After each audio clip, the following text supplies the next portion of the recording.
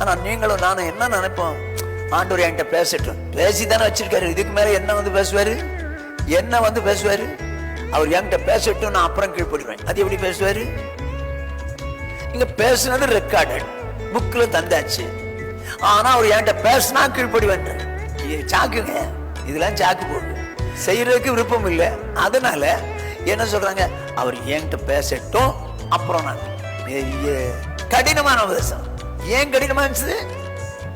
அவங்களுக்கு பாதிக்குது அந்த வசனம், அதனால கடினமான உபதேசம் அதை நெக்லெக்ட் பண்ணிட்டாங்க. இன்னைக்கு நிறைய பேர் தன்னை பாதிக்கிறதுனால தான் நிறைய வசனங்களுக்கு வருது. அது என்ன பாதிக்குது? தேவனை விட தன்னை நேசிக்கிறபடினாலே. நான் அவர் சொல்ல முடியல, நம்மளால முடியாதுங்க. ஆனா திரும்ப திரும்ப சொன்னாலும் அதெல்லாம் முடியாதுங்க, அவர் சொல்லிட்டு தான் இருப்பாரு, நம்மளால முடியாது. இதான் முரட்டாட்டம். முரட்டாட்டம் பண்ணுதல் எதுக்கு சமானமா?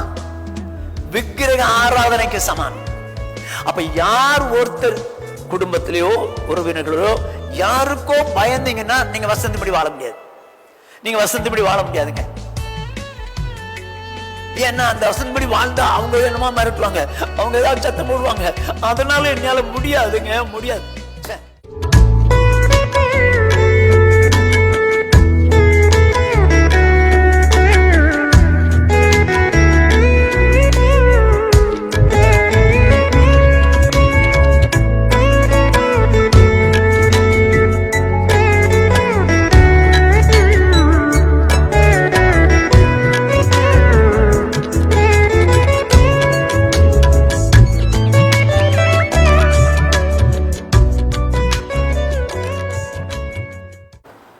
கண்களை மூடி கர்த்தரை நோக்கி பார்ப்போம்.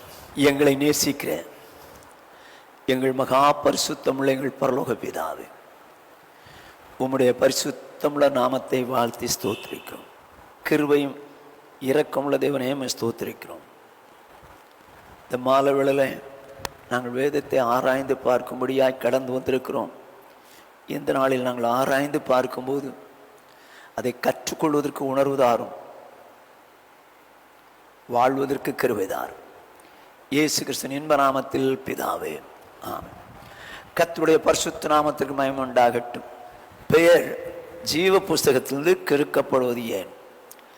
எபிரேயர்களின் நிருபம் 9வது அதிகாரம் 27வது வசனம். அன்றியும் ஒரே தரம் மரிப்பதும் பின்பு நியாயத்தீர்ப்படைவதும் மனுஷருக்கு நியமிக்கப்பட்டிருக்கிறபடியே. வேதம் சொல்லுகிறது, மனுஷனுக்கு நியமிக்கப்பட்டிருக்கிற ஒரு காரியம் என்னவா? மனுஷன் ஒரே தரம் மரிப்பதும் பின்பு நியாய தீர்ப்பு அடைவதும் அவனுக்கு நியமிக்கப்பட்டிருக்கு. அப்படின்னா ஒரு தடவை மறிச்சிட்டான்னா அப்புறம் நியாய தீர்ப்பில் நிற்கணும், அது எல்லாரும் நிற்கணும். அப்படி நியாயம் தீர்க்கும் போது வேதம் என்ன சொல்லுகிறது? வெளிப்படுத்தின விசேஷம் 20வது அதிகாரம் 15வது வசனம். ஜீவ புஸ்தகத்திலே எழுதப்பட்டவனாக காணப்படாதவன் எவனோ அவன் அக்கினி கடலிலே தள்ளப்பட்டான். வேதம் சொல்லுகிறது, ஜீவ புஸ்தகத்திலே யாருடைய பெயர் இல்லையோ அவன் அக்கினி கடலிலே தள்ளப்பட்டான். அப்படியானால் சில புஸ்தகங்களை முன்னால் வச்சு அவர் நியாயந்திருக்கிறார். ஆனா முக்கியமா ஜீவ புஸ்தகத்துல யார் பெயர் இல்லையோ அவன் அக்கினி கடலிலே தள்ளப்படுவான். அக்கினி கடல் சாத்தானுக்கும் அவனுடைய தூதனுக்கும் என்று ஆயத்தம் பண்ணப்பட்டது, அது மனிதர்களுக்கு ஆயத்தம் பண்ணப்படவில்லை. அப்படி இருக்க ஜீவ புஸ்தகத்துல யார் பேர் இல்லையோ அவங்க அக்கினி கடல்ல தள்ளப்படுவாங்க. சரி, இப்போ ஜீவ புஸ்தகத்துல பேர் வர்றது எப்படி? நமக்கு நல்லா தெரியும். ஒருவன் மறுபடியும் பிறவாவிட்டால் தேவனுடைய ராஜ்யத்தை காண மாட்டான் என்று மெய்யாவே மெய்யாவே உனக்கு சொல்கிறேன். அப்படின்னா பாவங்களை அறிக்கையிட்டு இயேசுவிடத்தில் மன்னிப்பு கேட்டு ஆண்டவர் மன்னித்தாண்டு விசுவாசித்து ஏற்றுக்கொள்வது பாவம் மன்னிக்கப்பட்டது. ஒரு சிறு பிள்ளை போல மாறுறாங்க. அப்படி மறுபடியும் பிறக்கிற ஒரு நிலைமை வந்தா அவங்க என்ன பண்ணலாம்? பரலோக ராஜ்யத்தை பார்க்கலாம். உள்ள போறது எப்படி? யோவான் 3:3 மறுபடியும் பிறவிட்டால் தேவனுடைய ராஜ்யத்தை காண மாட்டான். 5வது வசனம், ஜலத்தினாலும் ஆவியினாலும் பிறவாவிட்டால் தேவனுடைய ராஜ்யத்தில் பிரவேசிக்க மாட்டான் என்று எழுதியிருக்கிறது. அப்படியானால் மனம் திரும்பி சிறு பிள்ளை போல ஆன ஒருவன் ஜலத்தினால ஞானஸ்நானம் பெற்று பரிசுத்தாய் பெற்று தேவனுடைய ராஜ்யத்துக்குள் போவான் என்று இயேசு சொல்லுகிறார். அப்ப அந்த அனுபவம் உள்ளவன் தேவனுடைய ராஜ்யத்திற்கு போவான் என்றால் அப்படிப்பட்ட அனுபவம் உடையவருடைய பெயர் ஜீவ புஸ்தகத்தில் இருக்கும். ஏன்னா ஜீவ புஸ்தகம் இருந்தால் தான் அவங்க பரலோகத்துக்கு போக முடியும். ஸோ இந்த அனுபவம் உள்ளவங்க பரலோகத்துக்கு போகலான்னு ஆண்டவர் சொல்றாரு. அப்படி ஆனால் இந்த அனுபவம் உள்ளவங்க ஜீவ புஸ்தகத்தில் பேர் இருக்கிறதுனால நரகத்துக்கு போக மாட்டான். ஓகே. ஆனால் இயேசு என்ன சொல்றாரு? வெளிப்படுத்தின விசேஷம் 3வது அதிகாரம் 5வது வசனம். ஜெயம் கொள்ளுகிறவன் எவனோ அவனுக்கு வெண்வஸ்திரம் தரிப்பிக்கப்படும். ஜீவ புஸ்தகத்திலிருந்து அவனுடைய நாமத்தை நான் கிறுக்கி போடாமல் என் பிதா முன்பாகவும் அவருடைய தூதர் முன்பாகவும் அவன் நாமத்தை அறிக்கையிடுவேன். ஆண்டவர் சொல்றாரு, ஜெயம் கொள்ளுகிறவன் எவனோ அவனுடைய பெயரை நான் ஜீவ புஸ்தகத்திலிருந்து கிறுக்கி போட மாட்டேன். அப்படின்னு அர்த்தம். ஜீவ புஸ்தக பேர் வந்துருச்சு, மனம் திரும்பிட்டான், ஞானஸ்நானம் பெற்றான், பரிசுத்தாய் பெற்றான். ஸோ இந்த அனுபவத்தோடு இருக்கிற பேர் ஜீவ புஸ்தகம் வந்துருச்சு. ஆனால் என்ன சொல்றாரு? ஜெயம் கொள்ளுகிறவன் எவனோ அவனுடைய பேரை நான் கிறுக்க மாட்டேன். அப்போ ஜெயம் கொள்ளாதவன் பேரை கிறுக்கிடுவார். அப்போ கிறுக்கிறதுக்கும் சந்தர்ப்பம் இருக்குது. நான் தான் மனம் திரும்பிட்டேனே, ஞானஸ்நானம் எடுத்துட்டேனே, பரிசுத்தாய் பெற்றேனே, அதனால நான் நிச்சயம் பரலோகத்துக்கு போயிடுவேன் அப்படின்னு நினைச்சு வாழ்ற கூட்டம் தான் இன்னைக்கு அநேகம். ஆனால் ஆண்டவர் சொல்றாரு, ஜெயம் கொள்ளாதவன் எவனோ அவன் பேரை கிறுக்கிடுவேன், ஜெயம் கொண்டவன் பேரை கிறுக்க மாட்டேன்றாரு. அப்படி ஆனால் நம்முடைய வாழ்க்கையில் ஒரு ஜெய ஜீவியம் ஜீவிக்கிறது தான் முக்கியம். ஆனால் கடந்த 6 வாரங்களாக தியானிச்சோம் யார் பேர் ஜீவபுஸ்தகத்தில் கிறுக்கப்படும் என்று. ஊழியருக்கு விரோதமாக எழும்புகிறவர்களுடைய பேர் கிறுக்கப்படும் என்று நாம் தியானித்தோம். ஏனென்றால் ஊழியரை ஆவியானவர் தான் சபையிலே அப்பாயின்ட் பண்றாரு. ஊழியர் கர்த்தருடைய தூதன், அவர் கர்த்தருடைய ஸ்தானாபதி. ஊழியர் சபையை காக்கும்படி வைத்தார் தேவன். ஊழியரை கனமணினால் கர்த்தரை கனமணினது போல அர்த்தம். அப்படி கனம் பண்ணுகிறவங்க எப்படி செய்யணுமா? சகல நன்மைகளிலும் பகிர்ந்து கொடுக்கணுமா. அதோடு மாத்திரமல்ல, ரெட்டிப்பான கனத்திற்கு பாத்திரவான்களா எண்ணணுமா. அதோடு மாத்திரமல்ல, நடத்துறவளுக்கு கீழ்ப்படிந்து அடங்குறவளா இருக்க வேண்டும் என்று சொல்லி பார்த்தோம். கோராகும் அவனுடைய கூட்டத்தாரும் ஊழியக்காரருக்கு விரோதமாக எழும்பி நின்றார். அவருடைய முடிவு பூமி பிளந்து உயிரோடு அவங்க பாதாளத்துக்கு போயிட்டாங்க. 120 வரை அக்னி பட்சத்தது என்று சொல்லி நாம் தியானிச்சோம். இந்த நாளிலே யார் பெயர் கிறுக்கப்படும்? எபிரேயர்களின் நிருபம் 3வது அதிகாரம் 15ஆம் வசனம் முதல் 19ஆம் வசனம் வரை ஒவ்வொரு வசனமா பார்ப்போம். இன்று அவருடைய சத்தத்தை கேட்பீர்களாகில் கோபமூட்டுதலில் நடந்தது போல உங்கள் இருதயங்களை கடினப்படுத்தாதிருங்கள் என்று சொல்லி இருக்கிறதே. இன்று அவருடைய சத்தத்தை கேட்பீர்களாகில், வனாந்திரத்தில் கோபமூட்டியது போல. வனாந்திரத்தில் யார் கோபமூட்டினாங்க? தேவனால் இஸ்ரவேல் எகிப்திலிருந்து கானானுக்கு கூட்டிட்டு வர்றார். அப்படின்னு அவங்க எகிப்தை விட்டாங்க, ஜலத்தினால் ஞானஸ்நானம் எடுத்தாங்க, பரிசுத்தாவினால் ஞானஸ்நானம் எடுத்தாங்க, மோசேக்குள்ளாக மேகத்தினால ஞானஸ்நானம் எடுத்தாங்க, கர்த்தருடைய பந்தியிலும் பங்கு பெற்றாங்க. இப்போ அவங்க வர்றாங்க. வாசிங்க சிஸ்டர். கேட்டவர்களில் கோபமூட்டினவர்கள் யார்? மோசேயினால் எகிப்திலிருந்து புறப்பட்ட யாவரும் அப்படி செய்தார்கள் அல்லவா? என்ன சொல்றாரு? கோபமூட்டினவர்கள் யார்? எகிப்திலிருந்து புறப்பட்ட அவ்வளவரும் செஞ்சுட்டான். அவர் கோபமூட்டிட்டாங்க ஆண்டவருக்கு. இன்று அவருடைய சத்தத்தை கேட்பீர்களாகில் வனாந்திரத்தில் நடந்தது போல உங்கள் இருதயத்தை கடினப்படுத்தாதீங்க. ஸோ அப்போ வனாந்திரத்தில் தேவன் அந்த ஜனங்களை வழிநடத்தி வந்த போதிலும் அவங்க இருதய கடினத்து நிமித்தமாக வசனங்கள் கீழ்ப்படியில. பாருங்க இப்போ. மேலும் அவர் 40 வருஷமாய் யாரை ஆலோசித்தார்? பாவம் செய்தவர்களை அல்லவா? அவர்களுடைய சவங்கள் வனாந்திரத்தில் விழுந்து போயிற்று. இப்ப பாவம் செய்தவங்களுடைய சவங்கள் வனாந்திரத்தில் விழுந்து போயிற்று. ஓகே. அப்புறம் பின்னும் என்னுடைய இளைப்பாறுதலில் பிரவேசிப்பது இல்லை என்று அவர் யாரை குறித்து ஆணையிட்டார்?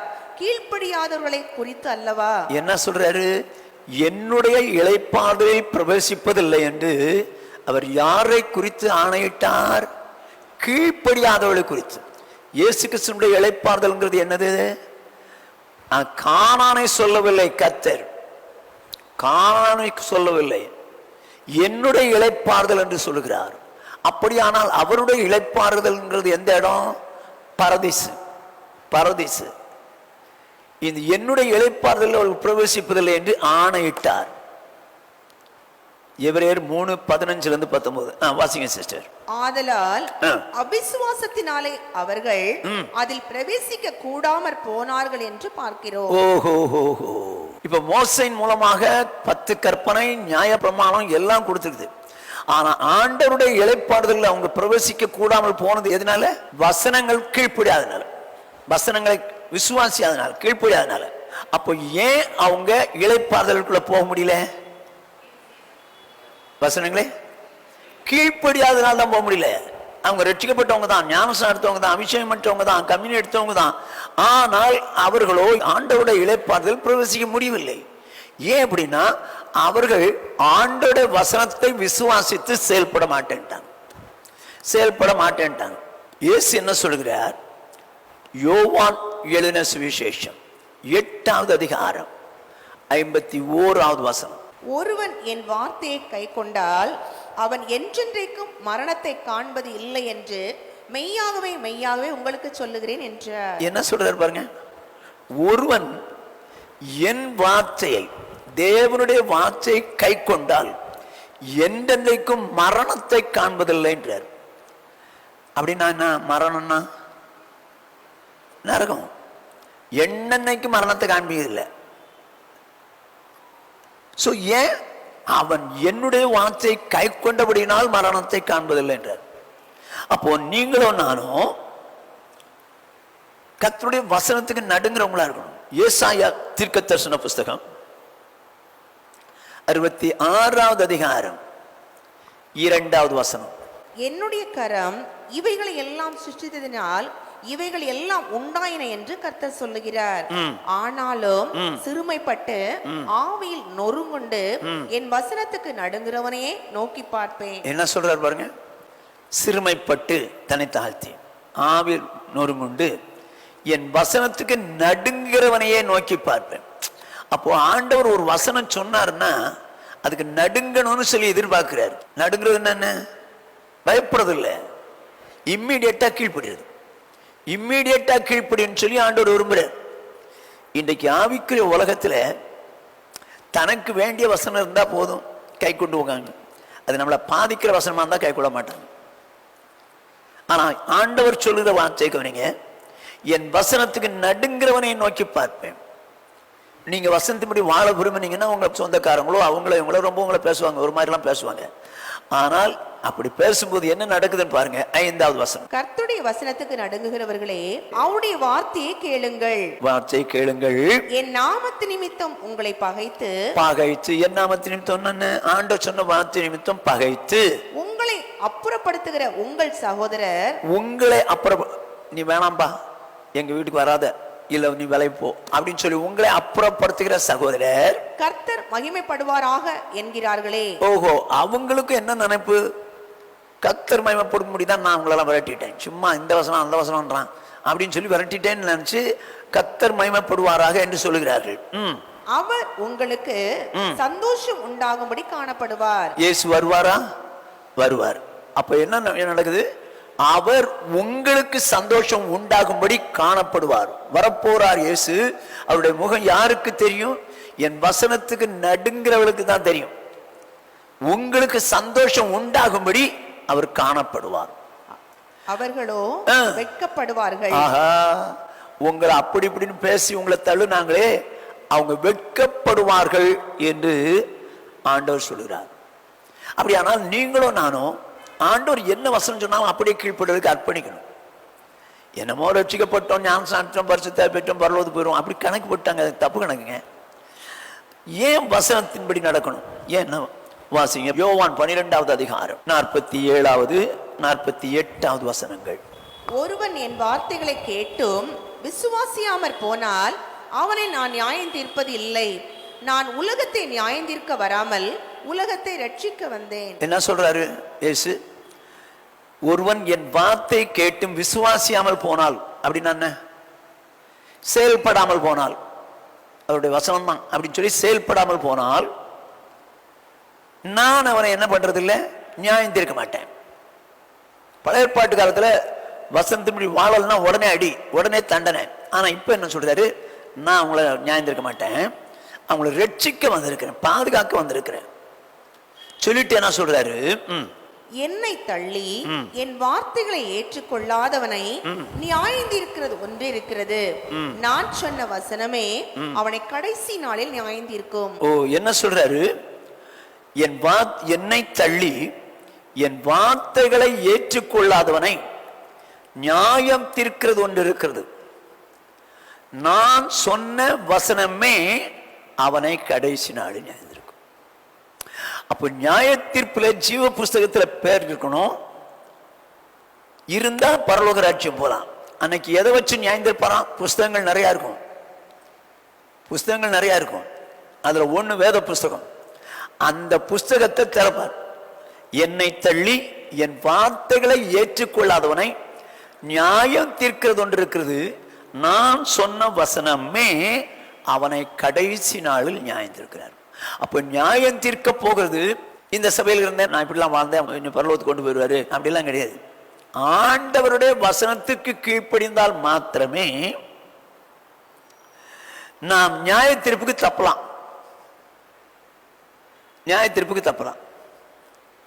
ஆனா இன்றைக்கு வேதம் படிக்கிறோம் அல்லவென்றால் வசனம் கேட்கிறோம், சபையில கீழ்ப்படிவோமா, கேட்டோம் சரி இருக்கட்டும் பார்த்துக்கலாம். இல்லைங்க, ஆண்டவர் எதிர்பார்க்கிறது என்ன, என் வசனத்துக்கு நடுங்கிறவனே நோக்கி பார்ப்பேன், என் வசனத்துக்கு நடுங்கிறவனே நோக்கி பார்ப்பேன்.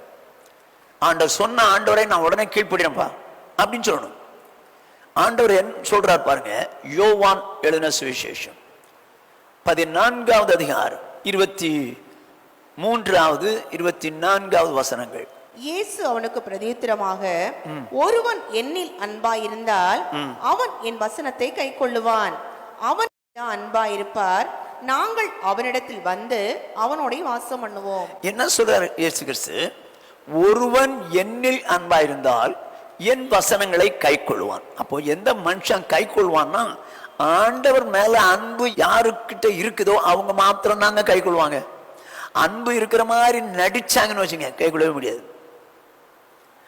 நான் சொல்றேன், ஒருவன் என் வார்த்தை கை கொண்டால் நான் அன்பாயிருப்பேன், என் பிதாவும் அவனிடத்தில் அன்பாயிருப்பார். ஏன் அவர் அன்பாயிருப்பார், நாங்கள் வந்து வாசம் பண்ணுவோம். ஏன் அவர் அன்பாயிருப்பார், இயேசு சொன்ன வசனமே பிதா சொன்ன வசனம் தான். ஆகையினால இயேசு சொன்னதை நம்ம கை கொள்ளும் போது பிதாவும் அன்பா இருக்கிறார், ரெண்டு பேரும் நம்மகிட்ட வந்து வாசம் பண்ணுவார். எப்போ ஆண்டவரத்தில் அன்பா இருக்கிறவனால தான் இப்படி செய்ய முடியும். 24வது வசனத்தை படிங்க. என்னில் அன்பா இராதவன் என் வசனங்களை கை கொள்ள மாட்டான். என்ன சொல்றாரு, ஒருவன் ஏன் மேல அன்பு வைக்கலன்னா அவனால என் வசனத்தை கை கொள்ள முடியாது. அப்போ ஒருத்தன் கீழ்ப்படுகிறான்னா அன்பா இருக்கிறான்னு அர்த்தம், வசனத்தின்படி கீழ்ப்படுகிறான்னா அன்பா இருக்கிறான்னு அர்த்தம். கீழ்ப்படியலன்னு வச்சுங்க, அவன் தேவன் மேல அன்பா இல்லை என்று சொல்லி அர்த்தம். எதுக்கு நம்ம சும்மாவா பைபிள் தந்திருக்கிறாரு, இல்ல சும்மாவா வாரம் பிரசங்கம் பண்றாங்க, வசனத்தை வாழ்றதுக்கு தானே சொல்லி கொடுக்குறாங்க, வாழ்றது தானே படிக்கிறீங்க வீட்டில். ஆனா நமக்கு வச்சதை மட்டும் எடுத்துக்கோ, வேண்டாத தள்ளிடுவோமா? ஏன் அப்படி தள்ளுறாங்க, வேண்டாத தள்ளுறாங்க, நம்மளால முடியலன்னு தள்ளுறாங்க. இயேசு தான் சொல்றாரு, என்னில் அன்பாயிராதவன் என் வசனங்களை கை கொள்ள மாட்டான். கை கொள்ளாத காரணம் என்னன்னா அன்பு இல்லைன்னு அர்த்தம் ஆண்டவர் மேல. அருமையானவர்களே, இந்த வசனத்தை கை கொள்ளாத பட்சத்தில் இயேசு சொல்லுறார், அவர்கள் என்னுடைய இளைப்பாறுதலில் பிரவேசிப்பதில்லை. அப்படின்னா பரதீசு போக மாட்டாங்க. பரதீசுக்கே போகலன்னா பரலோகமே போக முடியாது. பரதீசுக்கே போகலன்னா அவங்க பாதாளம் போறாங்க. நியாய தீர்ப்புல பாதாளத்திற்குங்க பரதீசு எல்லாருமே வந்து முன்னால் இருக்கணும். இவங்க பரதீசுக்கே போகாத பாதாளத்துக்கு போனவங்க எப்படி இயேசு கிறிஸ்து நாள்ல அந்த நியாய தீர்ப்பு நாள்ல பரலோகம் போவாங்க? போக முடியாதுங்க. கீழ்ப்படியாமையினாலே அவர்கள் விழுந்து போனார்கள். என் வசனத்தை விசுவாசியாமல் போனபடினாலே என் இளைப்பாறுதல் அவர்கள் பிரவேசிப்பதில்லை அப்படின்னு சொல்றார். அப்ப தேவனை நேசிக்கிறவனால தான் அந்த வசனத்தை வாழ முடியும். இன்னும் சொல்றேன் கேளுங்க, 1 யோவான் 5வது அதிகாரம் 3வது வசனம். நாம் தேவனுடைய கற்பனைகளை கைக்கொள்வதே அவரிடத்தில் அன்பு கூறுவதாம். அவருடைய கற்பனைகள் பாரமானவைகளும் அல்ல. என்ன சொல்றாரு? நான் சொல்ற வசனம் உங்களுக்கு பாரமா இருக்க முடியாதுப்பா. பாரம் இல்லாததான் சொல்லிட்டார். பாரமா இருந்தா சொல்லிருக்க மாட்டார். நான் உங்களுக்கு சொல்லுகிற வசனம் பாரமானவர்கள் அல்ல. எப்போ பாரமானவர்கள் அல்ல?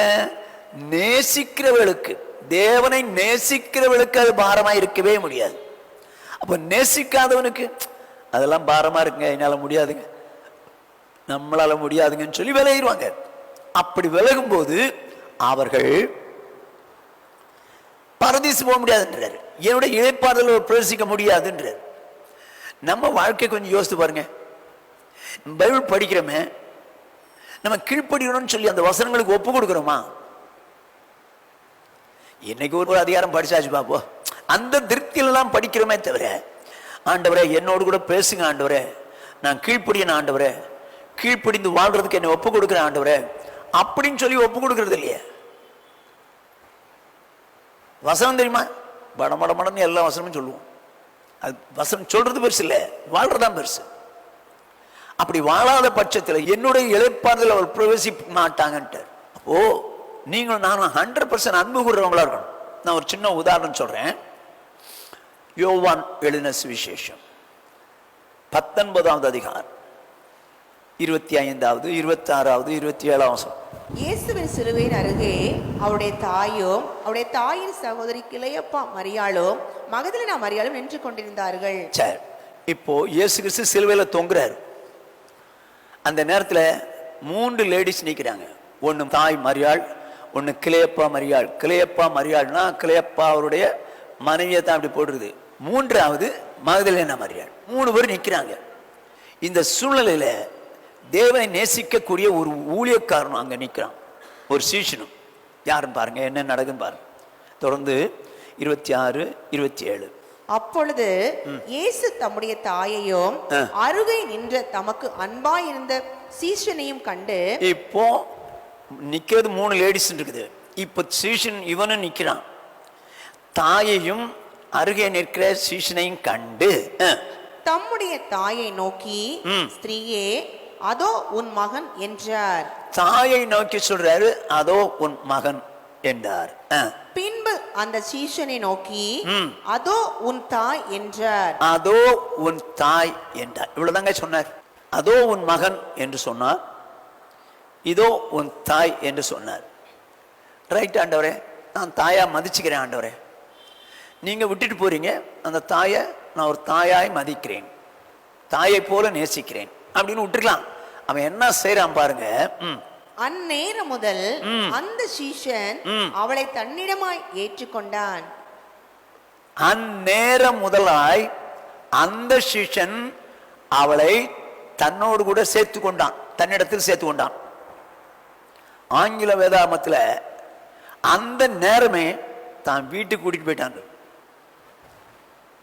அவளை வீட்டுக்கு கூட்டிட்டு போய், எங்க வீட்டில் அவங்க அப்பா அம்மா கிடையாது, குடும்பம் கிடையாது, எல்லாம் தானே உண்டு, நான் கேட்டு சொல்றேன்னு சொல்ல வேண்டியதானே? இல்லைங்க, சொன்னவர் ஆண்டவர், சொன்னவர் ஆண்டவர்.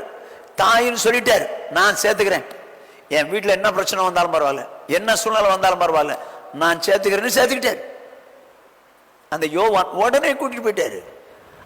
அந்நேரம் முதல் பாருங்க, சேம் செகண்ட், அந்த நேரத்தில் கூட்டிட்டு போயிட்டாரு. உங்க அந்த அளவுக்கு அன்பா இருந்தாங்க. அன்பா இருக்கிறவனால வசனம் என்ன சொன்னாலும் உடனே கீழ்ப்படிவாங்க, உடனே கீழ்ப்படிவாங்க. ஆபிரகாமை பார்த்து 99ஆம் வயசுல விருத்தசேதனம் பண்ணணும்ட்டார் தேவன். அன்னைக்கே அவன் தானும் தன் வேலைக்காரர்கள், தன்னுடைய மூத்த மகன் இஸ்மவேல், எல்லாருக்கும் சேம் டேட் அன்னைக்கு அவர் சொல்லிட்டு போயிட்டாரு. உடனே விருத்தசேதனம் பண்றான். ஏன்னா சொன்னது ஆண்டவர், ஆகையினால உடனே விருத்தசேதனம் பண்றேன்னு உடனே இம்மிடியட்டா செஞ்சான். அதோடு மாத்திரமல்ல, ஆகாரை இஸ்மவேலையும் தள்ளிவிட வேண்டும் என்று சொல்லி சாராள் சொல்றா புருஷன்கிட்ட. புருஷனுக்கு துக்கமா இருக்குது, அது ஏன்னா அவன் பையன்ல, எப்படி முடியும், முடியாதுன்ட்டான். அதே நாள் ராத்திரியில தேவன் ஆபிரகாமை பார்த்து, ஆபிரகாம் நீ இஸ்மவேலையும் அவன் தாயை அனுப்பிச்சிருப்பா, காலையில எழுப்பி விட்டு ஒரு துருத்தியில தண்ணியை கொடுத்து போயிட்டு வாங்கன்னு அனுப்பிச்சிட்டானே. அதே மேட்டர் தாங்க அவ சொல்றா. சொந்த மனைவி சொல்றான், அதை ஏத்துக்க மாட்டேன்றான், அப்ப ஏத்துக்க மாட்டேன்றான். அதே காரியத்தை இயேசு சொன்னா உடனே கீழ்படுறான், உடனே கீழ்படுறான். அது எப்படி? என் ஆண்டவர் மேல அவ்வளவு அன்புங்க, அவ்வளவு அன்பு. சரி, இந்த காரியங்கள் நடந்த பின்பு தேவன் ஆபிரகாமை சோதித்தார். உன்னுடைய நேச புதல்வன், ஏக புதல்வன், உன்னுடைய ஒரே மகன், அவனை மோரியா தேசத்தில் கொண்டு போய் நான் உனக்கு சொல்லுகிற மலை ஒன்றின் மேல அவனை தகன பலியாடுன்றார். ராத்திரி அவனோட பேசுறார். விடிய காலமே கட்டைகளை பிளந்து அவன் வேலைக்காரர்கள் எல்லாரும் போறாங்க, மகனை கூட்டிக்கிட்டு போறாங்க. ஒரு ஏரியா வந்தோடனே நிறுத்த சொல்லிட்டார், நீங்களும் கழுதைகள் எங்கே இருங்க, நானும் பிள்ளையாண்டாலும் தொழுது கொண்டு வருவோம். எங்க அங்க பலியிட போறான். ஏன்னா கட்டை இருக்குது, இவன் சுமந்துட்டு வர்றான். ஈசாக்கு நெருப்பும் கத்தியும் அவன் வச்சிருக்கான். ஆபிரகாம் பலிக்கு நெருப்பு இருக்குது, கட்டை இருக்குது. ஆடு எங்க கத்தர் பார்த்து கொள்வார்னு கூட்டிட்டு போயிட்டான். அதே நாள்ல மேல போய் பலிபிடம் கட்டி கட்டை அடுக்கி ஈசாக்க கட்டி மேல வச்சுட்டாங்க. வெட்ட போகிறான், கத்தி எடுத்து வெட்ட போறான். அந்த நேரத்தில் தான் ஆபிரகாமே, உன் பிள்ளையாண்டான் மேல் கை போடாது, நீ எனக்கு பயப்படு என்பதை இப்பொழுது அறிந்திருக்கிறேன். சேம் டைம்லங்க, சேம் டைம்ல அன்னைக்கே உடனே கீழ்படுறான். ஆனா நீங்களும் நானும் என்ன நினைப்போம், ஆண்டவர் என்கிட்ட பேசட்டும், பேசித்தானே வச்சிருக்காரு, இதுக்கு மேல என்ன வந்து பேசுவாரு, என்ன வந்து பேசுவாரு, அவர் என்கிட்ட பேசட்டும், நான் அப்புறம் கீழ்படுவேன். அது எப்படி பேசுவாரு? இங்க பேசுனது ரெக்கார்டட் புக்கில் தந்தாச்சு. ஆனா அவர் என்கிட்ட பேசினா கீழ்படுவேன். சாக்குங்க, இதெல்லாம் சாக்கு போக்கு, செய்யறதுக்கு விருப்பம் இல்லை. அதனால என்ன சொல்றாங்க, அவர் என்கிட்ட பேசட்டும் அப்புறம் நாங்க. அப்ப பைபிள் எதுக்கு படிக்கிறீங்க? அவர் பேசுறது இல்லை, ஏதோ கதை புக்கமா, கதை புத்தகமா? தேவனுடைய வசனங்க, அதுல ஆவி இருக்குது, ஜீவன் இருக்குது, வல்லமை இருக்குது. இப்ப நீங்க அந்த வசனத்தின்படி வாழாம போனீங்கன்னு அர்த்தம் என்ன தெரியுமா? நீங்க அதை விசுவாசிக்கவில்லை என்று அர்த்தம். இஸ்ரேல் ஜனங்கள் ஏன் அவருடைய இளைப்பாறுதல் பிரவேசிக்கல? அவருடைய அவிசுவாசத்தின் நிமித்தம் என்றில் இருக்கிறது. அப்படின்னா அதை ஏற்றுக்கொள்ள விருப்பம் இல்லை, அதை விசுவாசிக்கவில்லைன்னு அர்த்தம்.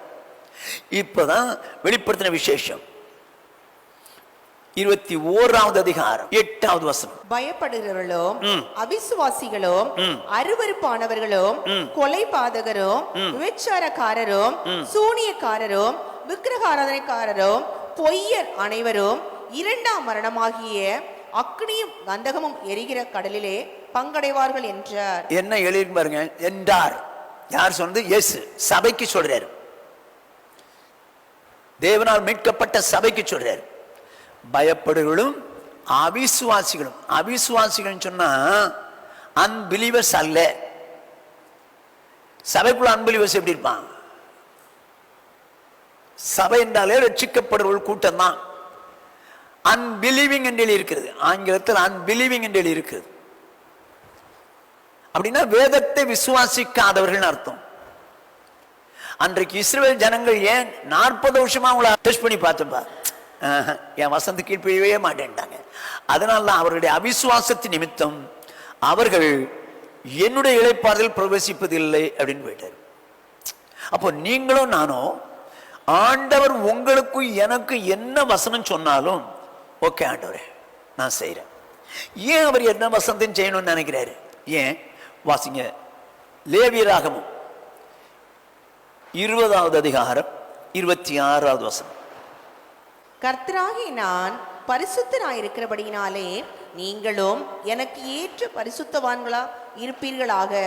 நீங்கள் என்னுடைய இருக்கும்படிக்கு உங்களை மற்ற ஜனங்களை விட்டு பிரித்தெடுத்தேன். என்ன சொல்றார் பாருங்க, கர்த்தராகிய நான் பரிசுத்தராய் இருக்கிறபடியினாலே நீங்களும் எனக்கேற்ற பரிசுத்தவான்களா இருப்பீர்களா.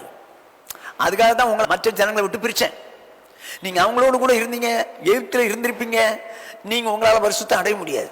அதனால தான் பிரிச்சு எடுத்தேன்றாரு. எதுக்காக பிரித்தார்? அவருடைய பரிசுத்தத்துக்கு பங்குள்ளவளாம்படி.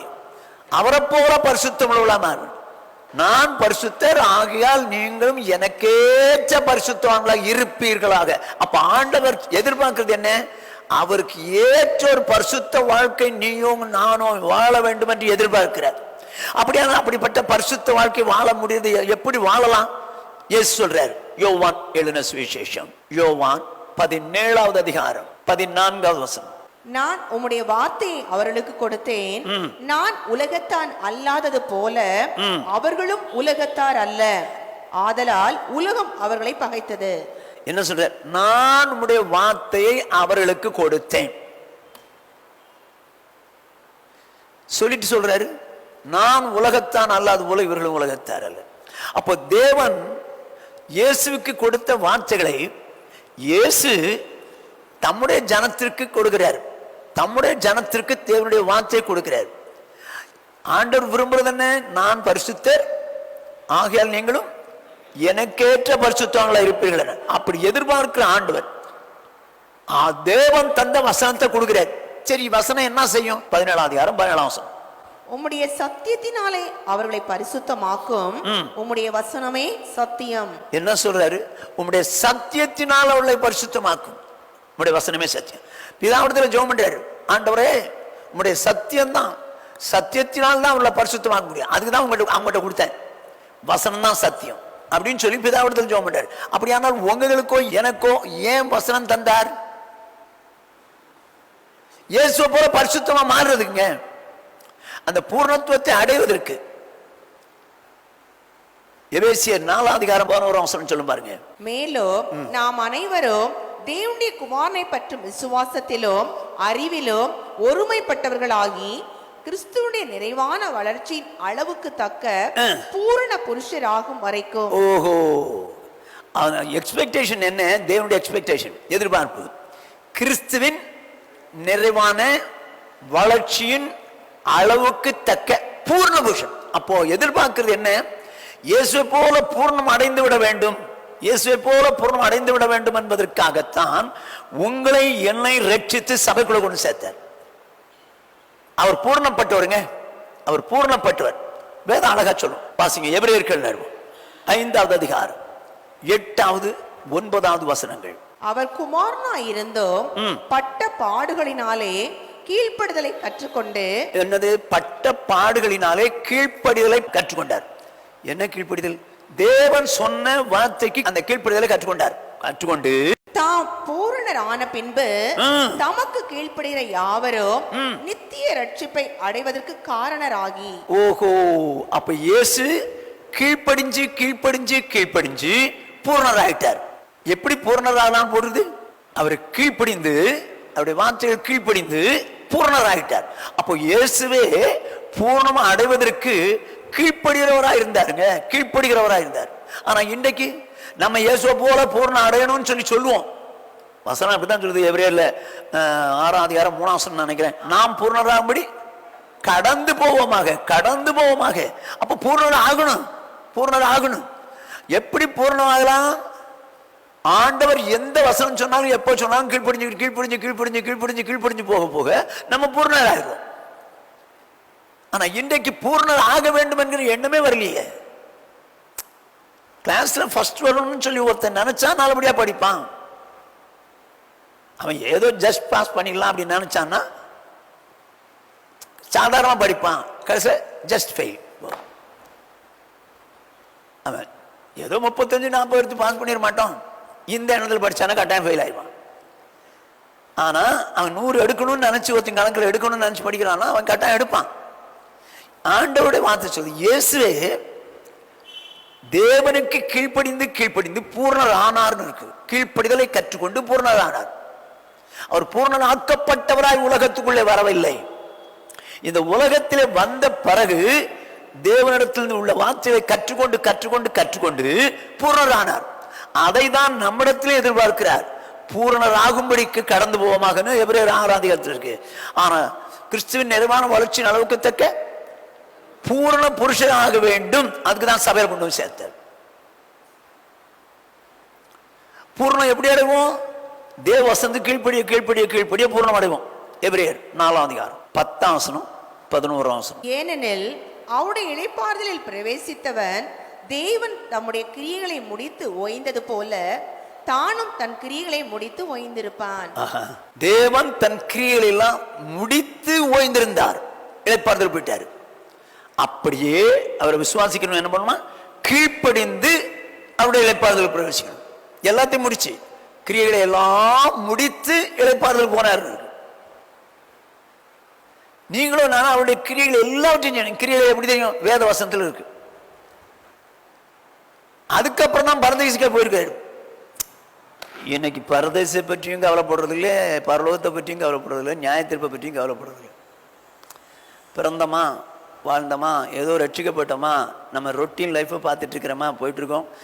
ஏதோ ஒரு அதிகாரம், நீதிமொழிகளில் ஒரு அதிகாரம் படிப்போம், சங்கீதத்தை ராத்திரி படிப்போம், முடிஞ்சு போச்சு, மேட்ரு முடிஞ்சு போச்சுங்க. இதுக்காக அவர் இவ்வளோ தூரம் உயிரை கொடுத்தாரு? இதுக்காக இவ்வளோ தூரம் உயிரை கொடுத்தாரு? எங்க அவரை மாதிரி பூர்ணம் அடையணும்னு விரும்புறாருங்க. ஒரு மனுஷன் அவரை மாதிரி பூர்ணம் அடைவது எப்படி? அவருடைய வசனங்களுக்கு கீழ்ப்படிய கீழ்ப்படிய கீழ்ப்படிய பூர்ணம் ஆவான். அப்படிப்பட்டவன் தான் பரதேசிக்கே போக முடியும், இளைப்பாறுதலுக்கே போக முடியும். அடுத்த வசனத்தை படிங்க.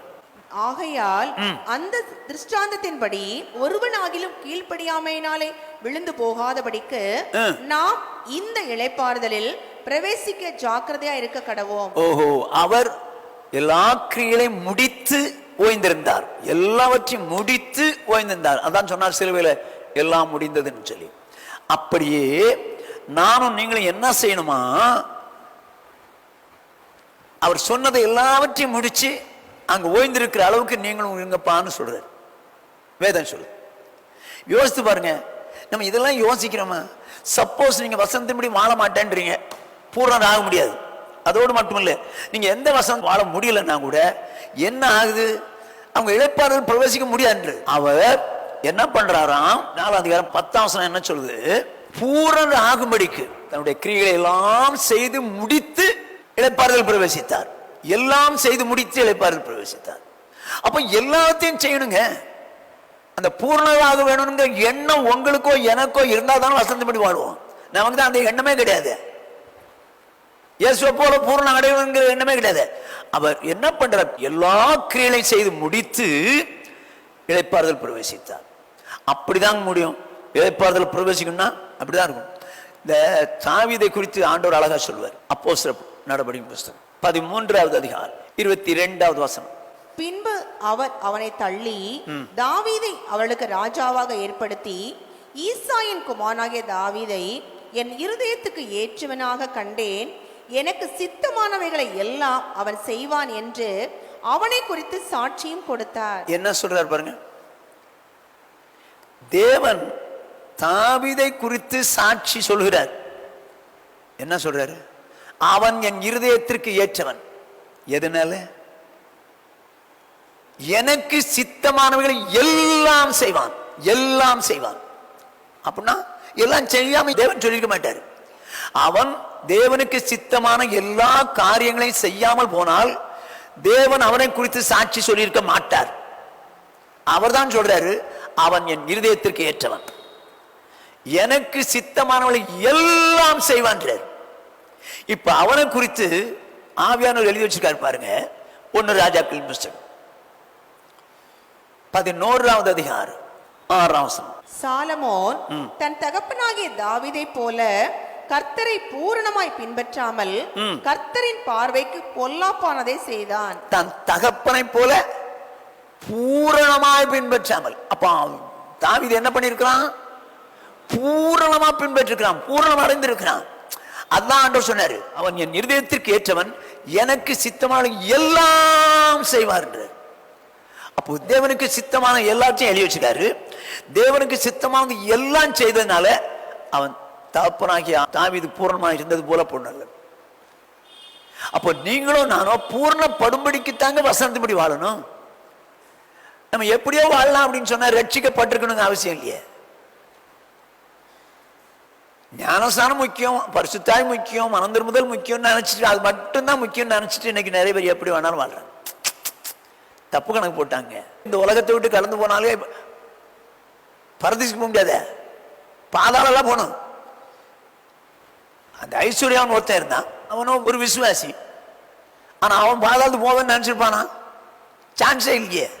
அப்போ நீங்களும் நானும் தேவன் என்ன சொன்னாலும் கேட்கிற மாதிரி இருக்கணும். என்ன சொன்னாலும் கேட்கிற மாதிரி. அவர் இந்த வசனத்தை குறித்து ரொம்ப வைராக்கியம் உள்ளவருங்க, ரொம்ப வைராக்கியம் உள்ளவர். சொல்லும்போது சொல்லுவாரு, ஓசியா 12:8 நினைக்கிறேன், என் வேதத்தின் மகத்துவங்களை அவர்களுக்கு எழுதி கொடுத்தேன், அவர்களோ அதை அந்நிய காரியமா எண்ணினார்கள். நான் மகத்துவமான காரியங்களை எழுதி கொடுத்தேன், அவங்க கேர்லெஸ் ஆகுது, என்னமோ ஒரு காரியம் போ அப்படின்னு சொல்லி அந்நிய காரியமா எண்ணுகிறார்கள் இருக்கு. இது தேவனுடைய வார்த்தையாச்சு, நம்ம உடனே கீழ்ப்படியணுமே அப்படிங்கிற அன்பு இல்லை. அன்பு இல்லை. அன்பு இருக்கிறவனால தான் கீழ்ப்படிய முடியும். யோவான் எழுதின சுவிசேஷம் 5வது அதிகாரம் 39வது வசனம். வேத வாக்கியங்களை ஆராய்ந்து பாருங்கள், அவைகளால் உங்களுக்கு நித்திய ஜீவன் உண்டென்று எண்ணுகிறீர்களே, என்னை குறித்து சாட்சி கொடுக்கிறவைகளும் அவைகளே. என்ன சொல்றார் இயேசு? வேத வாக்கியங்களை ஆராய்ந்து பாருங்கள், அவைகளினால் தான் நித்திய ஜீவன் உண்டு என்று அறிவீர்களே. அப்ப நித்திய ஜீவனுக்கு கொண்டு போறது எதுதான்? வேதம் தான். வேதம் தான் நித்திய ஜீவனுக்கு கொண்டு போகுது. என்னை குறித்து சாட்சி விடுகிறவர்கள் அவைதான். நம்ம ஏதோ ஒரு பிரிண்டட் மேட்டர் அப்படிதான் நினைச்சுக்கிட்டோம். இதுல உயிருங்க, நித்திய ஜீவாசனம். இது பிரிண்டட் புக்கா இருக்கிறதுனால நமக்கு இதனுடைய வேல்யூவே தெரியல, வேல்யூவே தெரியல. சொல்லியிருக்கிறேன், ஆனா கூட சொல்ற மாதிரி. ஒரு கிராமத்துல ஒரு விதவை தாய், அவங்களுக்கு ஒரு மகன், அவன் நல்லா படிச்சான், மெரிட்ல பாஸ் பண்ணிட்டான். கடைசியில் வெளிநாடு போறதுக்கு அப்ளை பண்ணா, அது என்ன பண்ணிட்டாங்க, சேங்ஷன் பண்ணிட்டாங்க. ஸோ அவன் வெளிநாடு போயிட்டான். ஆனால் போக முன்னால சொல்றாங்க, ஏய் உங்க அம்மா விட்டுட்டு போறியடா. இல்லை, நான் அங்கே போய் பணம் சம்பாதிச்சு எங்கள் அம்மாவுக்கு நிறைய அனுப்புவேன், அப்படி இப்படின்னு சொல்லி நிறைய அனுப்புறான். அவங்க அம்மா படிக்காதவங்க, அவங்க கையில் டாலர் கிடைக்குது, டாலர் கிடைக்குது. அவன் $100 $200 அப்படின்னு சொல்லி அனுப்புறான் ஒவ்வொரு மாசமும். இந்த அம்மா என்ன பண்ணிச்சுது, நம்ம ரூபா நோட்ல காந்தி படம் இருக்கும், அவங்க ரூபா நோட்ல ஆபிரகாம் லிங்கன் அவர் படம் இருக்கும், அவர் படம் இருக்கும். படம் இருக்கிற அந்த பேப்பர் அது டாலர்னு அந்த மாதிரி தெரியாது. இதை மாற்றணும், அது நமக்கு நிறைய வரும். $1 கிட்டத்தட்ட $70 இருக்கும். $100 அனுப்பிடுறான்னா 7000.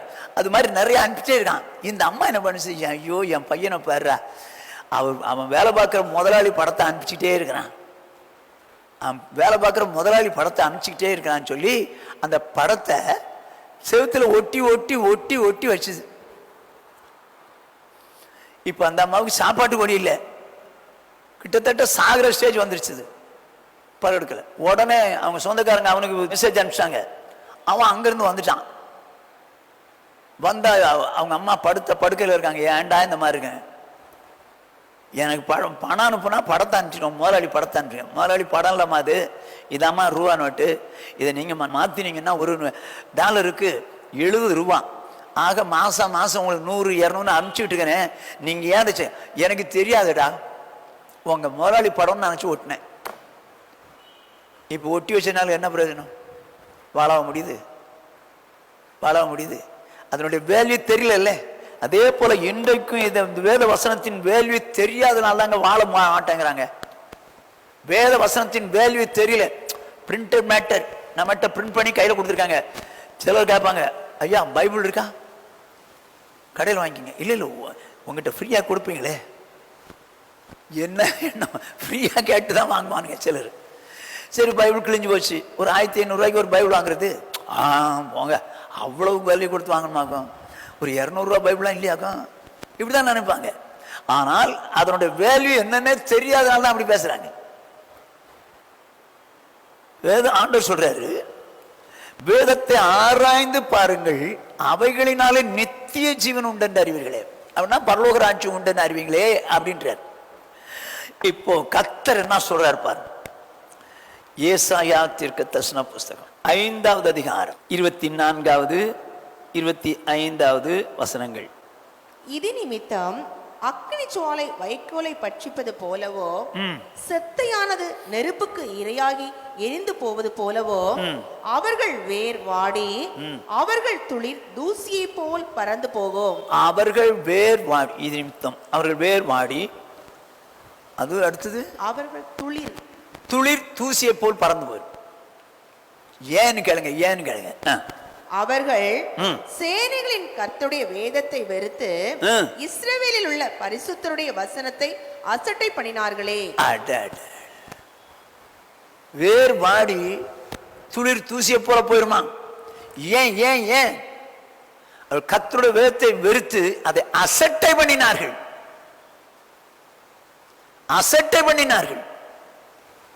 சொன்னவர் ஆண்டவர், எழுதி கொடுத்தவர் ஆண்டவர். அந்த வசனத்தின்படி வாழ்ற முடியல அவங்களால. அந்த வசனத்தை வெறுத்து அசட்டை பண்ணினார்கள். சொல்லிட்டு என்ன சொல்றாரு? ஆகையால் கர்த்தருடைய கோபம் தமது ஜனங்களுக்கு விரோதமாய் மூண்டது. அவர் தமது கையை அவர்களுக்கு விரோதமாய் நீட்டி பர்வதங்கள் அதிரத்தக்கதாயோ அவர்கள் பிணங்கள் நடு வீதிகளில் குப்பையை போலாகத்தக்கதாயோ அவர்களை அடித்தார். இவை எல்லாவற்றிலும் அவருடைய கோபம் ஆறாமல் இன்னும் அவருடைய கை நீட்டினபடியே இருக்கிறது. என்ன சொல்றாரு? என் வேதத்தை நான் எழுதி கொடுத்தேன், அவங்களுக்கு கீழ்ப்படிய விருப்பம் இல்லை, அதனால என் கோபத்தில் அடித்தேன், குப்பை கூட மாதிரி ஆக்கிட்டேன். இன்னும் என் கை அப்படிதான் நீட்டிட்டு தான் இருக்குன்ற. அவன் அன்னைக்கு சொன்னார், இப்போ சொல்றாரு நான் உங்களை அடிக்க மாட்டேன்,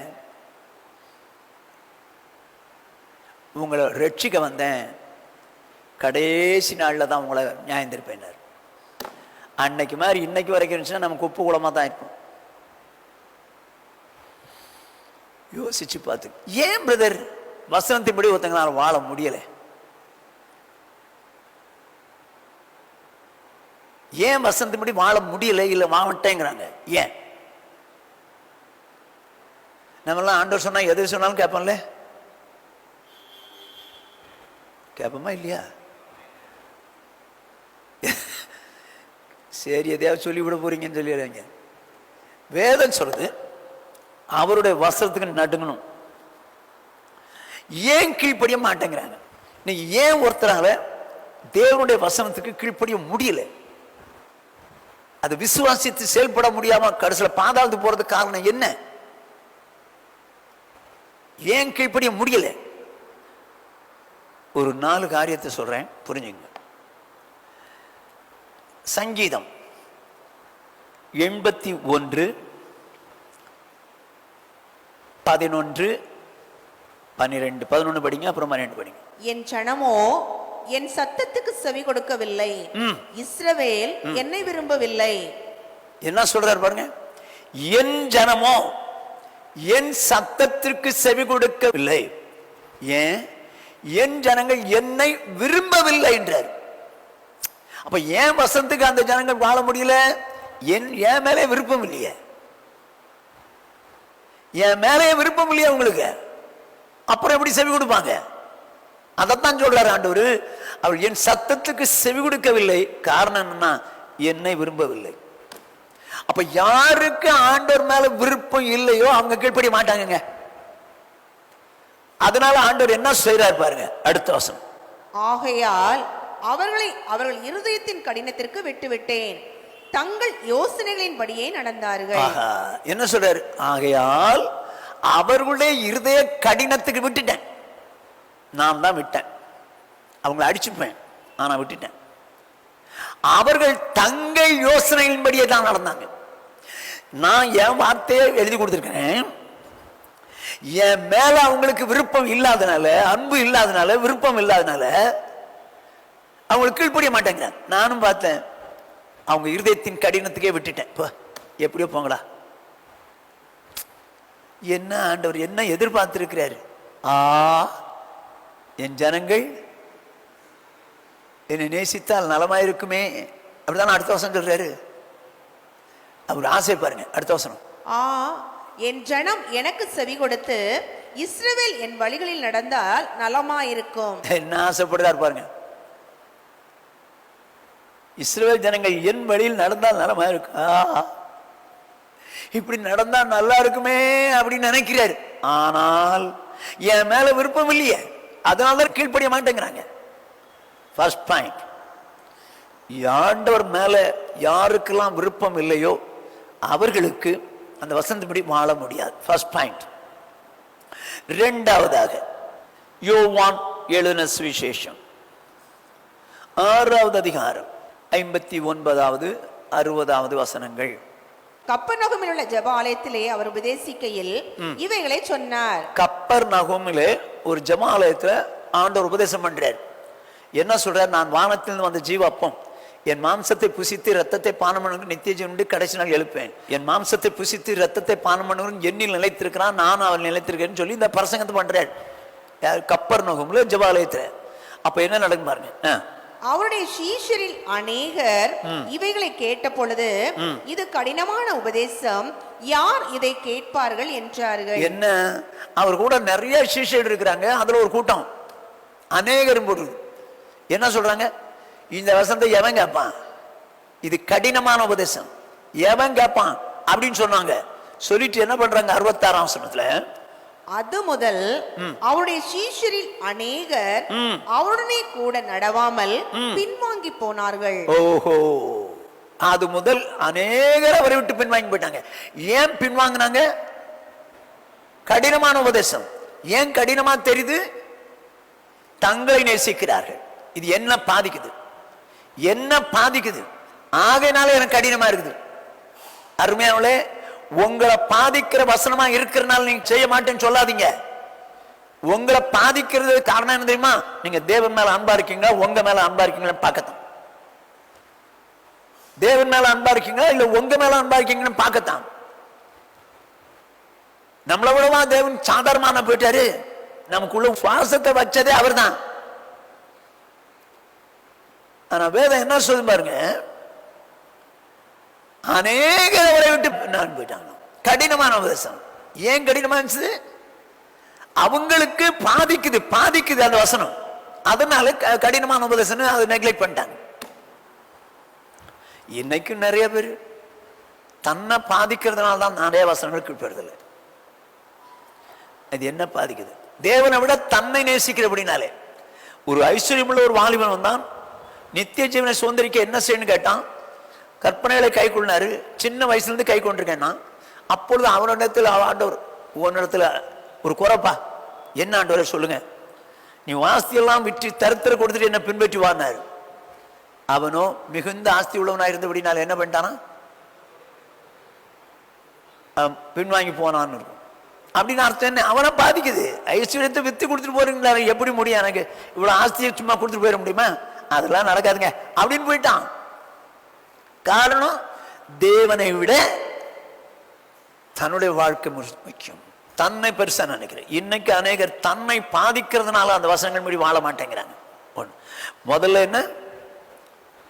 தேவனிடத்தில் அன்பு இல்லாதனால என் ஜனங்களோ என்னை விரும்பவில்லை என்றார். தேவனிடத்தில் அன்பு இல்லாதனால அவங்க கீழ்ப்படுறதில்லை. 2, தேவனை விட தங்களை நேசிக்கிறதுனாலே தங்களை பாதிக்கிற வசனங்களுக்கு கீழ்ப்படிய மாட்டாங்க. 2. 3வது 1 ராஜாக்களின் புஸ்தகம் 11வது அதிகாரம் 4ஆம் வசனம் முதல் 8ஆம் வசனம் முடிய. சாலமோன் வயது சென்ற போது அவனுடைய மனைவிகள் அவன் இருதயத்தை அந்நிய தேவர்களை பின்பற்றும்படி சாய பண்ணினார்கள். அதனால் அவனுடைய இருதயம் அவன் தகப்பனாகிய தாவீதின் இருதயத்தை போல தன் தேவனாகிய கர்த்தருடைய உத்தமமா இருக்கவில்லை. சாலமோன் சீதோனியரின் தேவியாகிய அஸ்தரோத்தையும் அம்மோனியரின் அருவருப்பாகிய மில்கோமையும் பின்பற்றினான். சாலமோன் தன் தகப்பனாகிய தாவீதை போல கர்த்தரை பூரணமாய் பின்பற்றாமல் கர்த்தரின் பார்வைக்கு பொல்லாப்பானதை செய்தான்.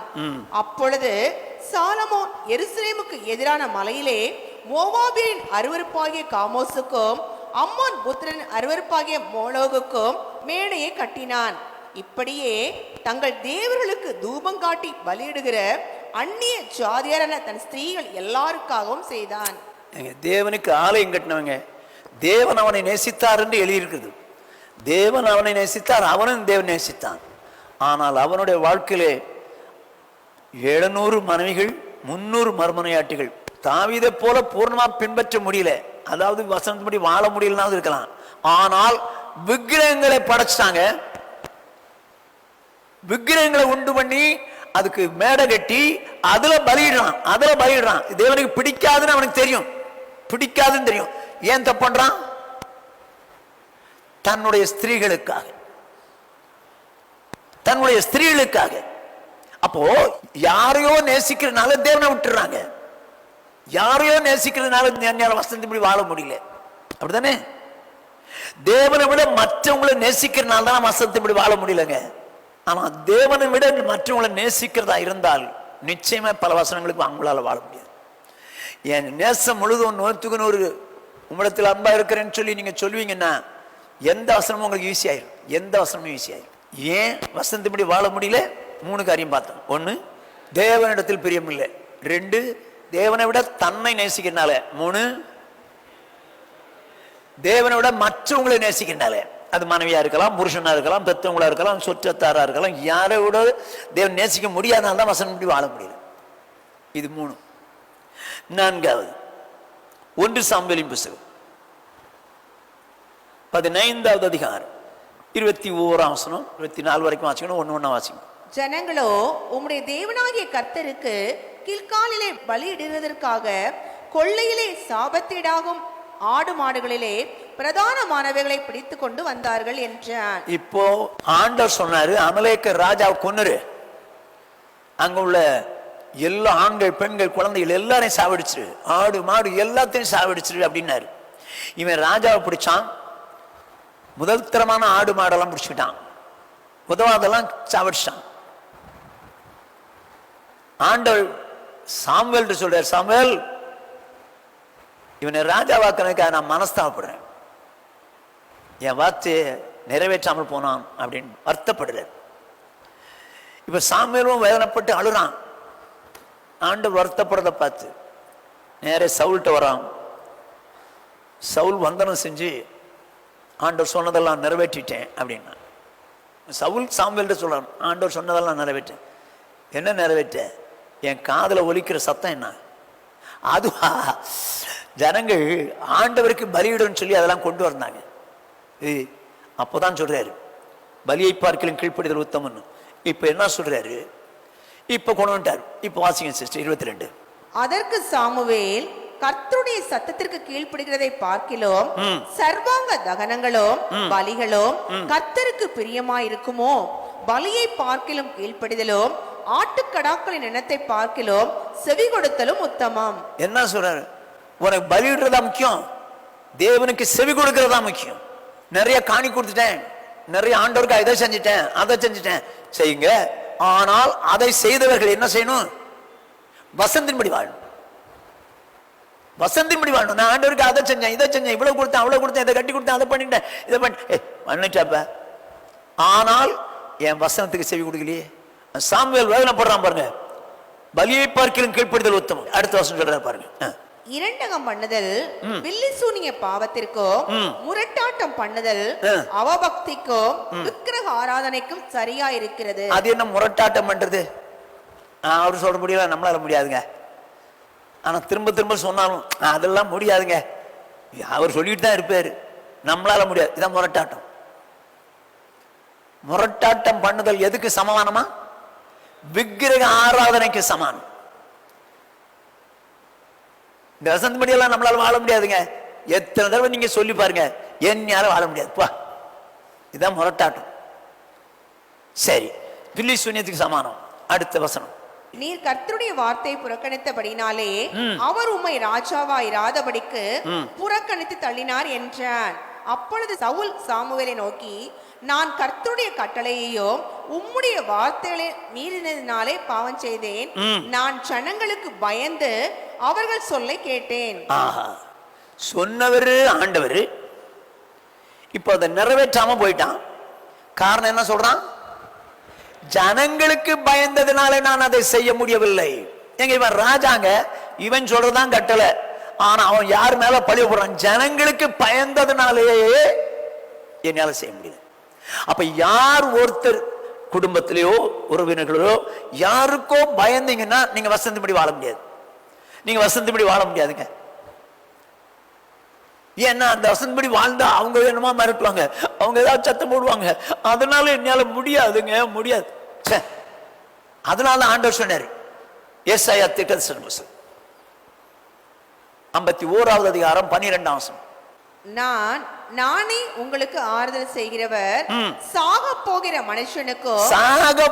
மனுஷனுக்கும் புல்லுக்கு ஒப்பாகிற புல்லுக்கு ஒப்பான மனுபுத்திரருக்கும் பயப்படுகிறதற்கும் வானங்களை விரித்து பூமியை அஸ்திபாரப்படுத்தி உன்னை உண்டாக்கின கர்த்தரை மறக்கிறதற்கும் நீ யார் ஆண்டவர் கேட்கிறேன். நீ ஜனங்களுக்கு பயந்து என்ன மறக்கிறதுக்கு நீ யார்? நான் தான் உன்னை படைச்சேன், நான் தான் உன்னை மீட்டேன், நான் தான் உன்னை வழி நடத்துறேன், நான் தான் உன்னை எல்லாவற்றையும் செய்றேன். ஆனா நீ ஜனங்களுக்கு பயப்படுறிய, நீ யார்? எனக்குரியவன். ஜனங்களுக்கு பயந்ததுனால தாங்க இன்னைக்கு நிறைய செய்ய முடியல, வசந்தபடி வாழ முடியல. எங்க வீட்டுல என்ன சொல்லுவாங்களோ, எங்க அப்பா அம்மா என்ன சொல்லுவாங்களோ, இல்ல ஊர்ல என்ன சொல்லுவாங்களோ, பயம். அதனால வசந்தபடி வாழ முடியல. வசனம் தெரியுமா? தெரியும். ஆனால் வசந்தபடி வாழ மாட்டாங்க. எங்கோ மனுஷனுக்கு பயம். நடக்காதுங்க. நீங்க அப்படி செஞ்சீங்கன்னு வச்சுங்க, என்ன நடக்கும்னு சொல்லிடுறேன். நீங்க அந்த வசனத்தை விசுவாசிக்க மாட்டேங்கிறீங்க, செயல்பட மாட்டேங்கிறீங்க. ஒன்று, ரீசன் அவர் மேல அன்பு இல்லை, அவரை விரும்பல. 2, அவரை காட்டிலும் தன்னை நேசிக்கனால. 3, அவரை காட்டிலும் மற்றவங்களை நேசிக்கணும். 4, ஜனங்களுக்கு பயப்படுறதுனால. இப்படி நடந்தால் கட்டாயம் வசனங்களின்படி வாழ முடியாது. எல்லா வசனத்தையும் சொல்லல, முக்கியமான வசனங்களுக்கெல்லாம் உங்களால் வாழ முடியாது. இப்போ பாருங்க, பேர் ஜோபஸ்ல இருக்கா? நம்ம பேர் இருக்கா? சரி, இருக்கு. இப்போ வாசிங்க வெளிப்படுத்தின விசேஷம் 21வது அதிகாரம் 8ஆம் வசனம். பயப்படுகிறவர்களோ அவிசுவாசிகளோ, அந்த லிஸ்ட்ல 8 காரியம் இருக்கும். பயப்படுறவர்களும் அவிசுவாசிகளோ, அவிசுவாசின்னா அன்பிலீவர்ஸ் கிடையாது, அன்பிலீவிங், வசனத்தை விசுவாசியாதவர்கள். அவிசுவாசிகளும் அருவருப்பானவர்களோ, கொலைபாதகரோ, விபச்சாரக்காரரோ, சூனியக்காரரோ, விக்கிரகாராதனைக்காரரோ, பொய்யர் அனைவரும் 2ஆம் மரணமாகிய அக்னியும் கந்தகமும் எரிகிற கடலிலே பங்கடைவார்கள் என்றார். இயேசு சொல்றார், அக்னியும் கந்தகம் எரிகிற கடலிலே பங்கடை. இவங்க பேர் ஜீவஸ்துல இருந்துச்சா இல்லையா? இருந்ததாங்க. சபைக்கு தான் சொல்றாரு, இவங்க பேர்லாம் ஜீவ புஸ்தகத்துல இருந்ததுதான். ஆனால் என் வசனத்துக்கு நீங்க நடுங்க முடியாது, வாழ முடியாதுன்னு யாருக்கோ பயப்பட்டீங்க. அதோடு மாத்திரமல்ல, என் வசனத்தை விசுவாசியாமல் செயல்படாம போயிட்டீங்க. நான் உங்களுக்கு அக்னி கந்த எற கடலான் பேரேன். அப்படின்னு அக்னி கந்த எற கடலுக்கு போறாங்கன்னு அர்த்தம் என்ன? ஜீவ புஸ்தகத்து பேர கிரிக்கிட்டாருன்னு அர்த்தம். இப்படி பயந்து நான் ஆண்டவருடைய வார்த்தையின்படி வாழ முடியலன்னு சொல்றவங்களையும், அந்த வசந்த நான் செயல்படுத்த முடியாதுன்னு அவிசுவாசம் உள்ளவர்களையும் பேர கிரிக்கிறார். என்ன செய்யலாம்? இன்னைக்கு வேணா நம்ம ஆசீர்வாதமா வாழலாங்க, இல்லைன்னு சொல்லல. ஆனா அங்க போய் கோடி வருஷமா வாழ வேண்டிய அந்த இடத்துக்கு போக கூடாம தடை பண்றது என்ன தெரியுமா? நீங்க வசனத்தின்படி வாழாம போனதுக்கு பயம், அவிசுவாசத்தினால, அல்லது என்னால கீழ்ப்படிய முடியாது அப்படி நீங்க எண்ணி காரியங்களை எந்த வசனத்தின்படி வாழ முடியாம போனாலும் பேர் கிரிக்கிடுவாருங்க. அங்க போய் தாங்க தெரியும். இன்னைக்கு நம்ம ரட்சிக்கப்பட்டிருக்கோம், ஞானஸ்நானம் பெற்றிருக்கோம், பரிசுத்தாய் பெற்றிருக்கோம், போதும் போ அப்படின்னு திருப்திங்க இல்ல. பிரதர்ஸ், சிஸ்டர்ஸ், தயவு செய்து தேவன் நம்முடைய பேரை ஜீவபுஸ்தகத்துக்கு இருக்கிற மாதிரி நம்ம வசனத்துக்கு மாறாய் நடப்பதற்கு அவர் மேல அன்பில்லாதவர்களாய் இராதபடிக்கும், அவரை விட என்ன நேசிக்கிறேன் என்று சொல்ல முடிக்கும், தேவனை விட மற்றவங்களை நேசிக்கிறேன் என்று சொல்ல முடிக்கும். இல்லை யாருக்கோ பயந்தோம் என்னால் வாழ முடியல அப்படின்னு சொல்லிடாதபடிக்கு ஆண்டவர்கிட்ட சொல்லுவோம், ஆண்டவரே வேண்டாம்ப்பா, நீர் சொல்ற வசனத்துக்கு நான் நடுங்கிறவனா இருக்க என்னை ஒப்பு கொடுக்குறேன். என் வாழ்க்கையில நீங்க சொன்ன வசனத்தின்படி அப்படியே வாழ்றதுக்கு மனப்பூர்வமா ஒப்பு கொடுக்குறேன். ஆண்டவரே, நான் என்னை விட உங்களை நேசிக்கிறேன், மற்றவர்களை விட உங்களை நேசிக்கிறேன், உங்க மேல நான் அன்பா இருக்கிறேன்பா. நான் யாருக்கும் பயப்படாம உங்களுக்கு மட்டும் பயந்து வாழ்றதுக்கு என்னை அர்ப்பணிக்கிறேன். ஆண்டவரே, நீங்க சொன்ன வசனத்தின்படியே வாழ்றதுக்கு எனக்கு கிருபை தந்துருங்க, எனக்கு கிருபை தந்துருங்க. எல்லாரும் கண்களை மூடி ஆண்டவர் நோக்கி பார்க்கலாம். இன்றைக்கு வசனத்தின்படி வாழ முடியாமல் போகிறதுக்கு காரணம் 4 காரியம் பார்த்தோம். வசனத்தை எழுதி கொடுத்தவரே கர்த்தர். ஆண்டவர் மேல அன்பு இல்லாதனால்தான் வசனத்தின்படி வாழ முடியல. ஆண்டவரே சொல்றார், என் ஜனங்கள் என்னை விரும்பவில்லை, ஆகினால என் வார்த்தை கீழ்ப்படிய மாட்டேங்கிறாங்க, என் வார்த்தை கீழ்ப்படிய மாட்டேங்கிறாங்க. ஆகவே நான் என்ன பண்ணிட்டேன், அவங்க இருதய கடினத்துக்கு விட்டுட்டேன், நீங்க வேணா என்ன வேணா பண்ணிங்கப்பான்னு. ஆனாலும் சொல்றேன், என் ஜனங்கள் என்னுடைய வார்த்தைகளின்படி நடந்தால் நலமாயிருக்குமே அப்படின்னு வேதனை போடுறார். அருமையானவளே, ஆண்டவர்கிட்ட சொல்லுவோம், ஆண்டவரை ரொம்ப நேசிக்கிறேன்ப்பா, உங்க மேல எனக்கு அன்பு 100க்கு 100 உண்டாகட்டும். ஆண்டவரே, உங்க மேல நான் அன்பு இருந்தேன்னா நான் வசந்தபடி வாழ முடியும். எனக்கு அந்த அன்பு எனக்குள்ளே பெருகட்டும். பரிசுத்த ஆவியினாலே தேவனுடைய அன்பு இருதயங்களிலே ஊற்றப்பட்டிருக்கிறதே, அந்த அன்பு என்னிலே பெருகட்டும். ஆண்டவரே, நீ பாடுபட்ட அந்த பாடுகளை நான் என்றைக்கும் தியானிச்சு தியானிச்சு எனக்குள்ளே உங்களுடைய அன்பை பெருகச் செய்து உங்களுடைய வார்த்தையின்படியே வாழ்றதுக்கு என்னை ஒப்பு கொடுக்கிறேன். ஆண்டவரே, என்னை விட நான் உங்களை நேசிக்கிறேன்ப்பா. ஆண்டவரே, என்னை படைச்சதும் பாதுகாத்ததும் ரட்சித்ததும் இதுவரைக்கும் நடத்தினதும் எனக்கு எல்லாம் தந்ததும் நீர் தானே. ஆகவே என்னை விட உங்களை நேசிக்க நீங்க சொல்றபடி செய்யறப்பா, என்னை ஒப்பு கொடுக்க. ஆண்டவரே, அதே நேரத்தில் ஆண்டவரே, எங்க சொந்தக்காரர், ஆண்டவரே, எங்க குடும்பத்தார், இவங்கெல்லாம் ஏதாவது சொல்லிடுவாங்களோன்னு தான் நினைச்சு அவங்களுக்காக என் வசனத்தின்படி வாழ முடியலப்பா, வாழ முடியல.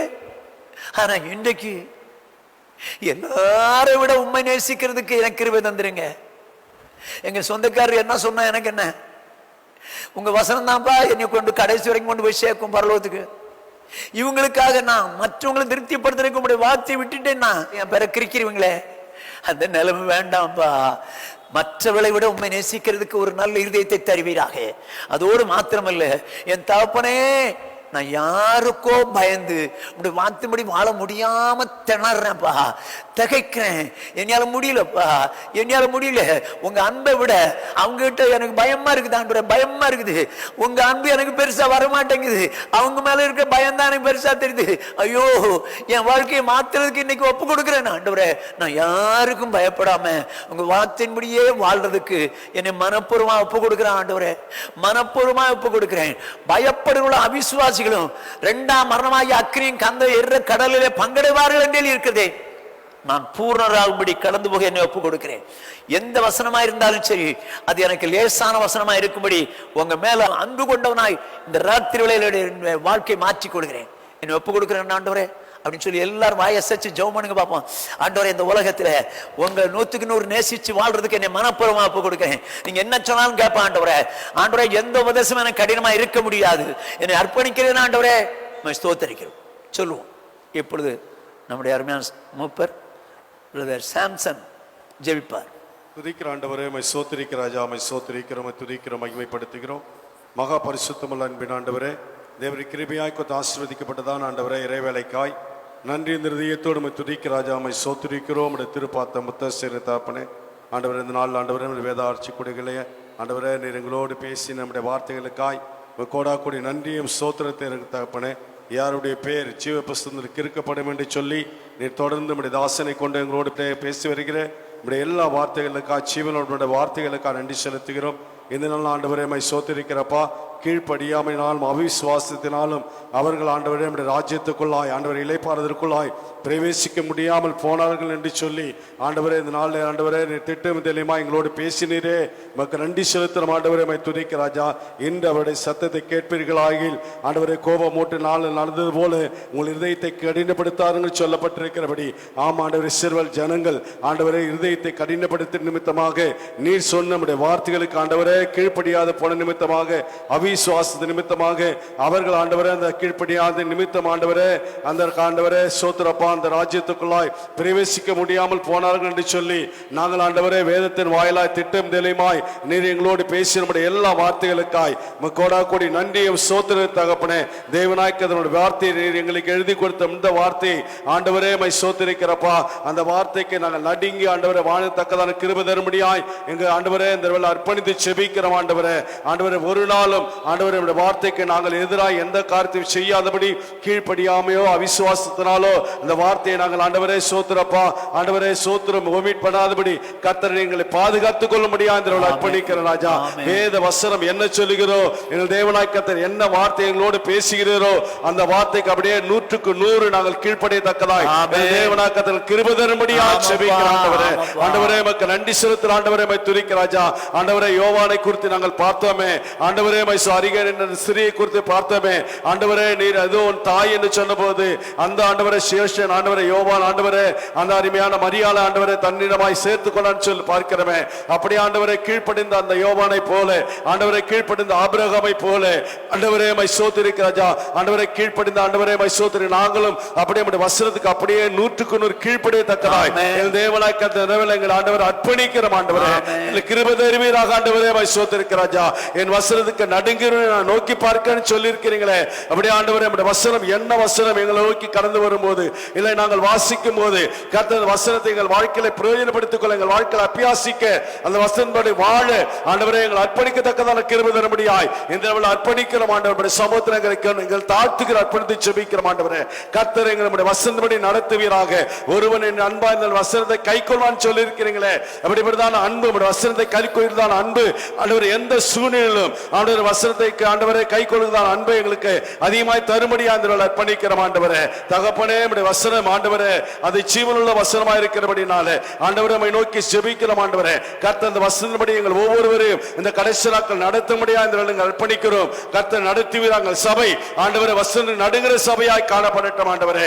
எங்கள் சகோதரர்கள் வசனத்துக்கு நடுங்களாய் காணப்படத்தக்கதாய் எங்கள் பிள்ளைகள் வசனத்துக்கு நடுங்கிற ஒரு ஆண்டவரை பிள்ளைகளாய் காணப்படும்படியாய் இந்த அர்ப்பணித்து ஜெபிக்கிறோம் ஆண்டவரே.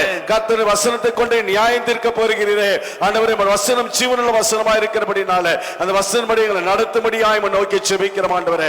கர்த்தர் நடத்துவீராக. இப்படி சித்தத்தை ஆண்டவரே எங்கள் வாழ்க்கையை நிறைவேற்றும்படியா ஜெபிக்கிறப்பா. யார் வசனத்துக்கு நடுங்காமல் இருப்பார்கள் சொல்லி நீர் எங்களோடு பேசினீரே நன்றி செலுத்துறோம் ஆண்டவரே.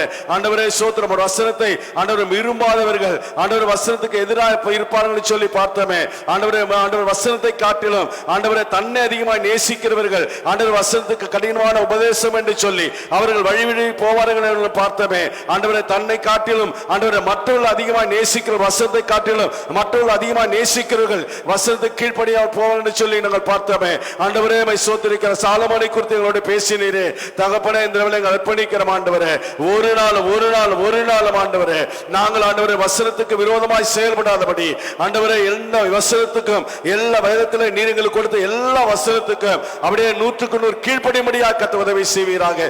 இஸ்ரவேல் ஜனங்கள் வசனத்துக்கு மறந்தபடினால அவருடைய காரியத்தை குறித்து எங்களோடு பேசினீர் ஆண்டவரே. தகப்பனே உமக்கு நன்றி செலுத்துறோம் ஆண்டவரே. நீர் பேசின வாதாசன் மூலமாய் பேசின ஜீவனுள்ள எல்லா வார்த்தைகளுக்கு நன்றி செலுத்துகிறோம் தகப்பனே. வசனத்தின்படியாய் நடத்தி எங்கள் முடிவில் நித்தியத்துக்குள்ள எங்களை நடத்தும்படியாய் எங்களை தாழ்த்துகிறோம் அர்ப்பணிக்கிறோம். கர்த்தர் பெரிய காலை செய்வீராக. எல்லா துதிகான மகிமை புகழ்ச்சி அனைத்து வெகு ஜாக்கிரதையாய் ஒருவருக்கே செலுத்துகிறேன். மீட்பரிச்சயமான இயேசு நாமத்தில் ஜெபிக்கிறேன் எங்கள் ஜீவனுள்ள நல்ல பிதாவே ஆமென். என் ஆத்துமாவே கர்த்தரை ஸ்தோத்திரி. என் முழு உள்ளமே அவருடைய பரிசுத்த நாமத்தை ஸ்தோத்திரி. என் ஆத்துமாவே கர்த்தரை ஸ்தோத்திரி. அவர் செய்த சகல உபகாரங்களை மறவாது. ஆமென். நம்முடைய கர்த்தராகிய இயேசு கிறிஸ்துவினுடைய கிருபையும் பிதாவாகிய தேவனுடைய அன்பும் பரிசுத்த ஆவியாருடைய ஐக்கியமும் அந்யோன்யமும் ஆறுதலும் சமாதானமும் இன்றும் என்றும் நம் அனைவரோடும் உலகுள்ள சகல பரிசுத்தங்களோடு காப்பதாக. ஹல்லேலூயா, ஹல்லேலூயா, ஹல்லேலூயா.